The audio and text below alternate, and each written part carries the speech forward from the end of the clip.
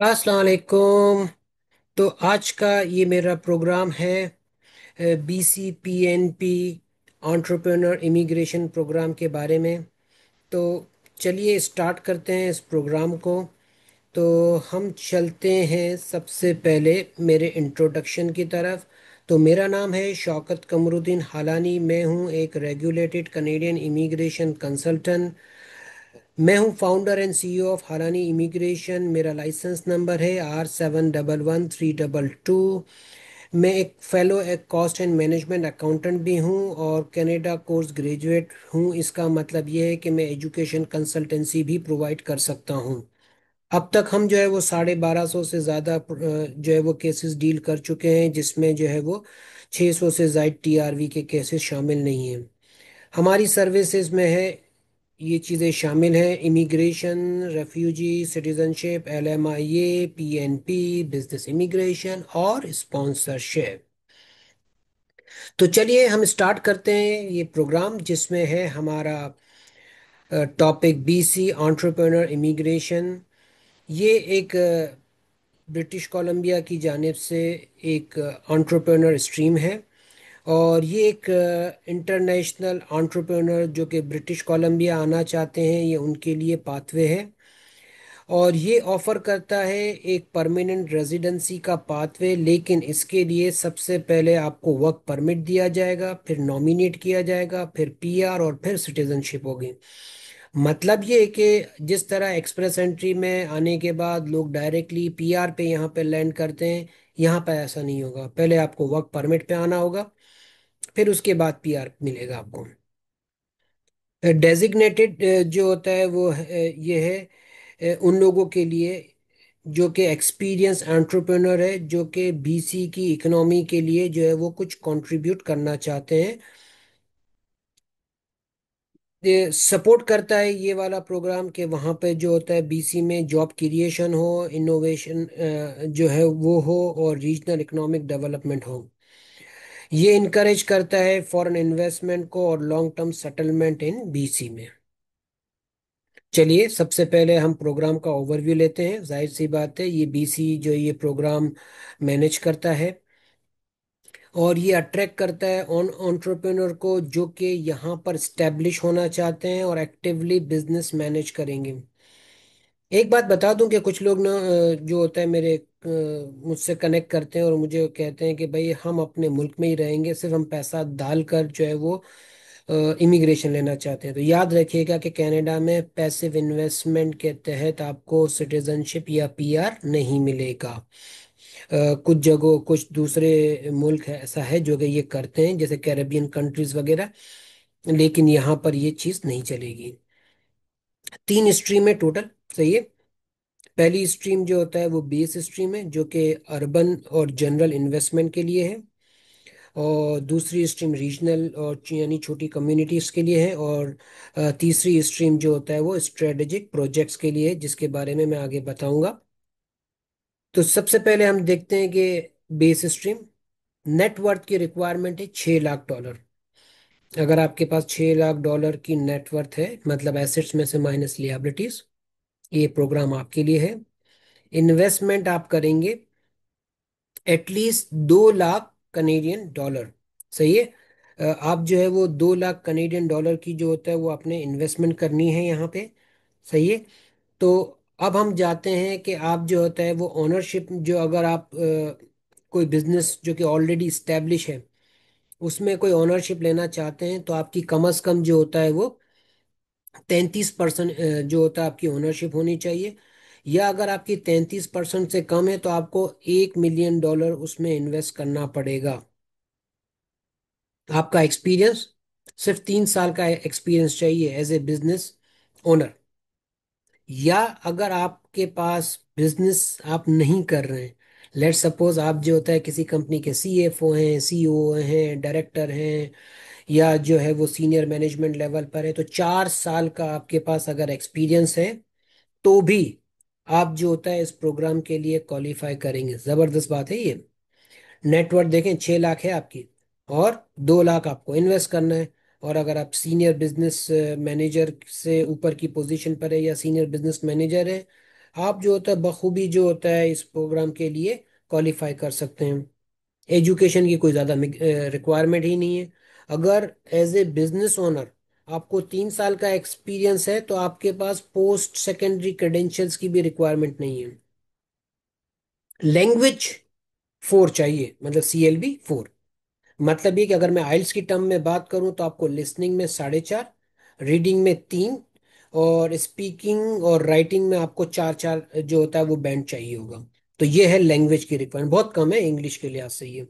सही है। तो अगर आपके पास ये चीज़ें हैं तो आप बेस स्ट्रीम के लिए क्वालिफाई कर सकते हैं। एक कंडीशन ये है कि आप एटलीस्ट एक शख्स को जो कि कनेडियन या PR होगा उसको आप एक जो होता है वो किसी एक शख्स को आप जॉब प्रोवाइड करेंगे।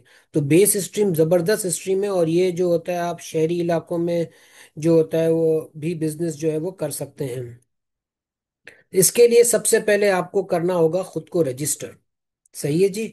उसके लिए 300 नॉन रिफंडेबल आपको फीस ली जाएगी, और आपको स्कोरिंग के मुताबिक आपको रैंक किया जाएगा इसके लिए। अगर आपको उस एक्सप्रेशन ऑफ इंटरेस्ट के बाद अगर आपको इनविटेशन टू अप्लाई आता है तब आपको फुल एप्लीकेशन जमा करवानी है, और प्लस $3,500 फीस जमा करवानी पड़ेगी। नेट वर्थ वेरिफिकेशन ये बड़ी इंपॉर्टेंट चीज है। कुछ designated accounting firm, audit firms होती हैं जो कि आपकी नेट वर्थ को वेरीफाई करेंगी। सही है जी। आपने ये बात याद रखनी है कि आपकी जो नेट वर्थ है आपके मुताबिक जो भी हो, वो डेजिग्नेटेड अकाउंटिंग फर्म अगर कहती है कि आपकी नेटवर्थ इतनी है तो उतनी ही आपकी नेटवर्थ जो होता है वो कंसीडर की जाएगी। इंटरव्यू भी आपको इंटरव्यू के लिए भी कॉल किया जा सकता है। जब आप ये सब कुछ कर लेंगे तो आपको परफॉर्मेंस अग्रीमेंट जो होता है वो साइन करना पड़ेगा प्रोविंस के साथ, कि आप जो है वो उनका एक अपने सेट प्रोटोकॉल, सेट जो होता है टर्म्स है उनको पूरा करना पड़ेगा। फिर आपको वो नॉमिनेशन देंगे। आपको 2 साल का वर्क परमिट मिलता है। सही है। तो आप यूं समझिए कि कम से कम जो होता है वो 2 साल तक आपको 2 साल के अंदर अंदर आपको अपनी एक बिजनेस की जो होता है वो परफॉर्मेंस रिपोर्ट उनके पास सबमिट करवानी है। और 20 मंथ्स के अंदर तो आपको जो होता है बिजनेस स्टार्ट कर ही देना है। फाइनल रिपोर्ट जब आप सबमिट करवा देंगे, सही है, उसके बाद प्रोविंस आपको जो होता है वो नॉमिनेशन देगा, और उसके बाद आपका PR आएगा।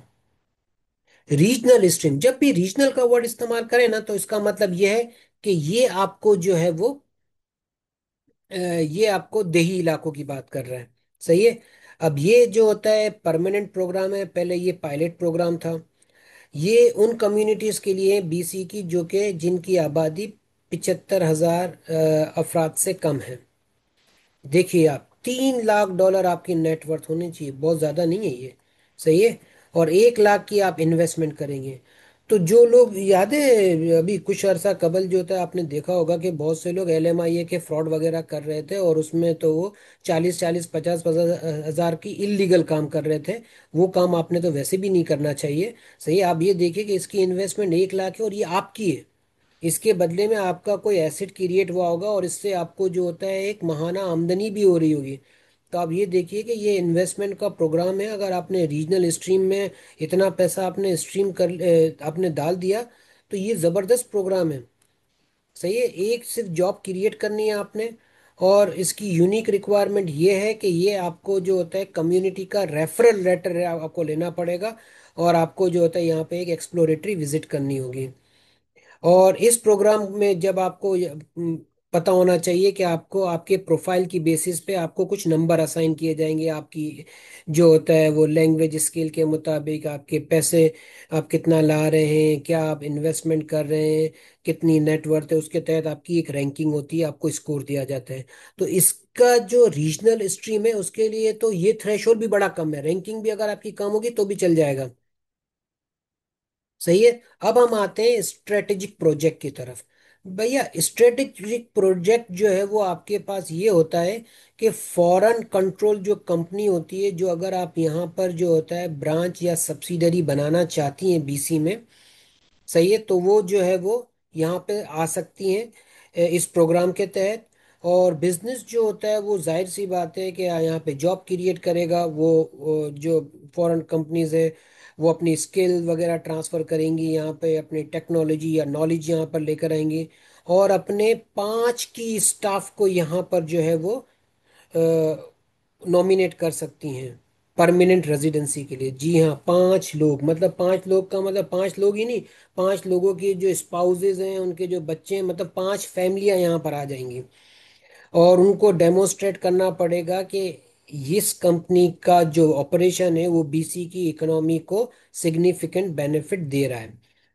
इसके अलावा ये कि आपको जो होता है वो परफॉर्मेंस अग्रीमेंट बीसी ए की गवर्नमेंट के साथ साइन करना पड़ेगा, तब कहीं जाकर आपके की स्टाफ को वर्क परमिट जो होता है वो सपोर्ट लेटर दिया जाएगा।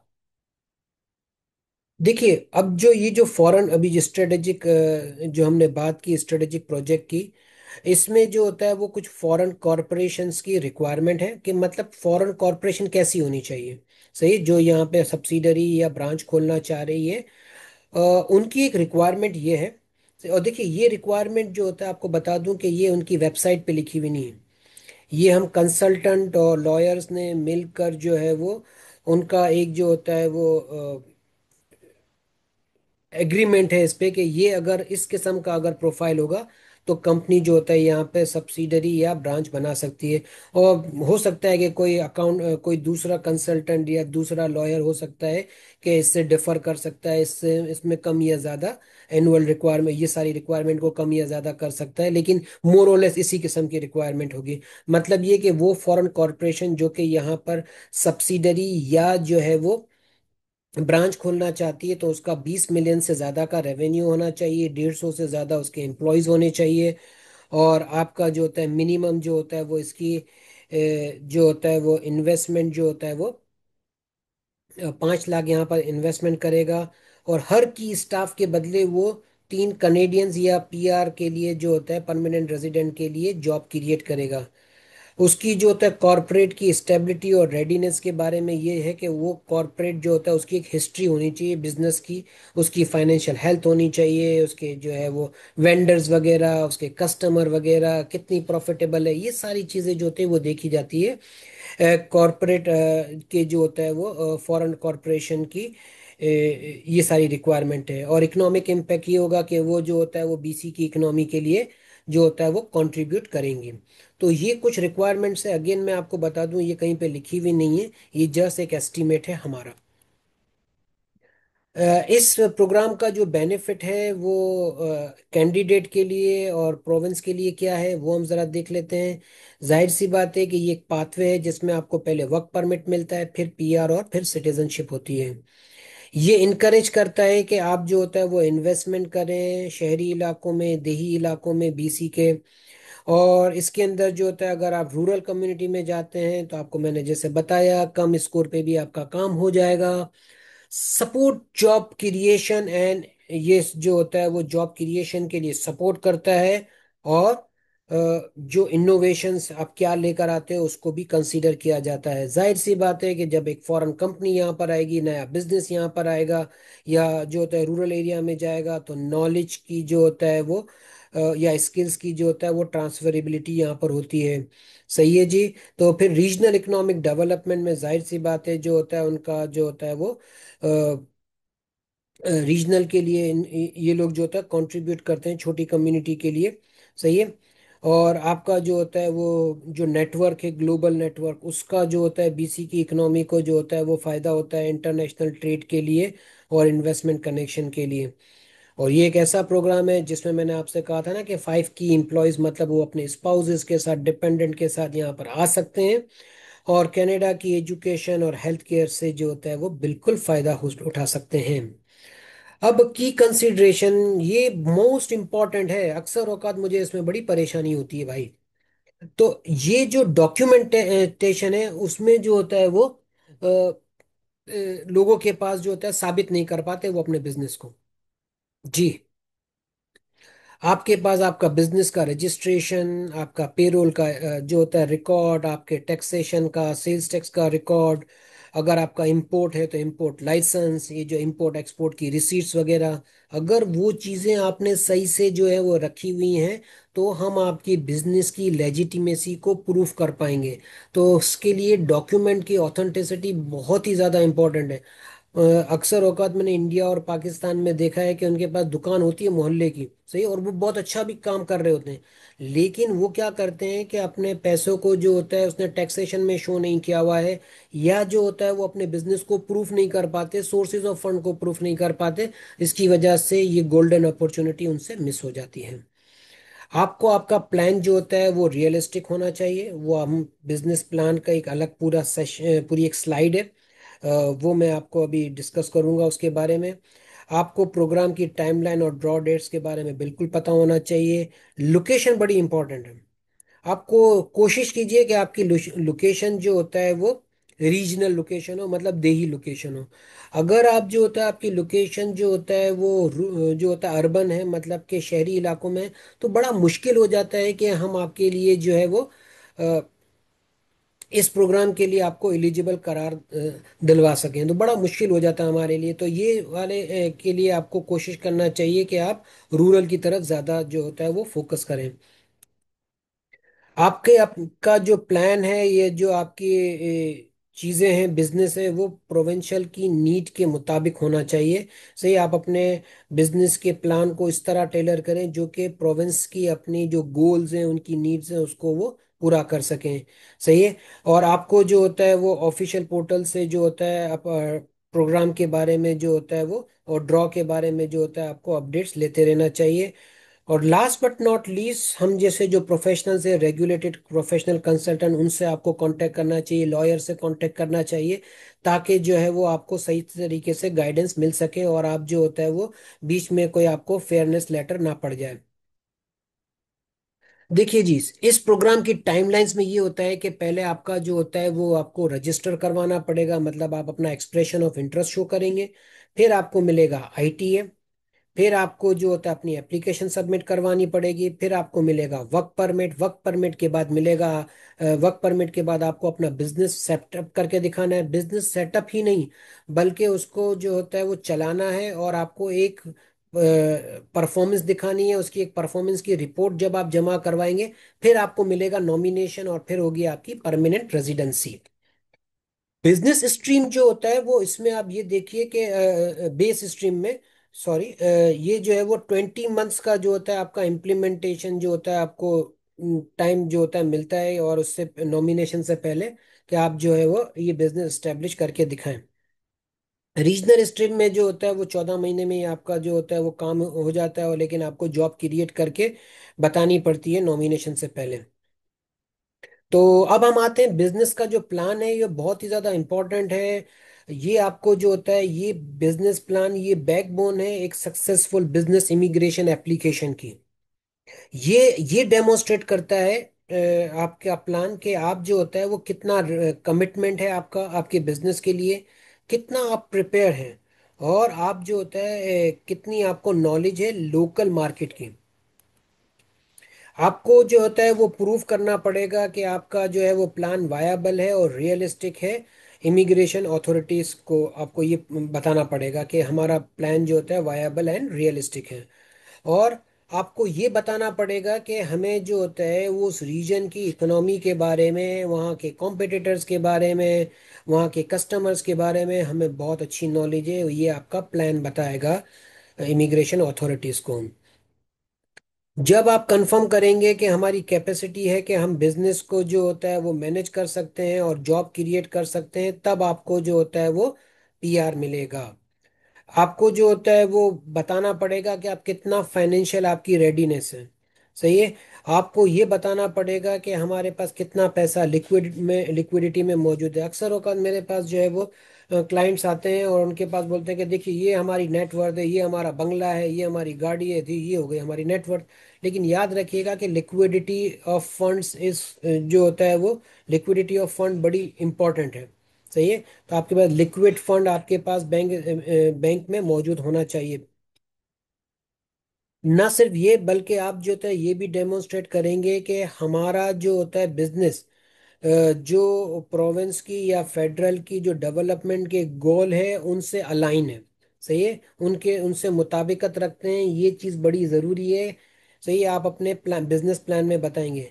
और अक्सर औकात जो होता है, कुछ लोग बोलते हैं यार आप जो होता है वो प्लान बनाने के बड़े पैसे लेते हैं, और ये तो हम चैट जीपीटी से भी बना सकते हैं। आप बना सकते हैं ज़रूर, लेकिन जो होता है वो जो कंपनीज होती है जो कि बिजनेस प्लान बनाती हैं, सही है, तो वो जो होता है उन्हें ग्राउंड रियलिटीज का पता होता है। वो जो है ऐसे उन्होंने बहुत सारे जो होता है पहले से जो होता है प्लान बनाकर जो होता है पेश किए हुए होते हैं, इसीलिए उनको इस काम में एक्सपर्टीज होती है। इसलिए आप थोड़ा पैसा खर्च कीजिए, और बिजनेस प्लान जो होता है हमारे पास थर्ड पार्टी वेंडर्स वगैरह है जो कि बनाते हैं ये।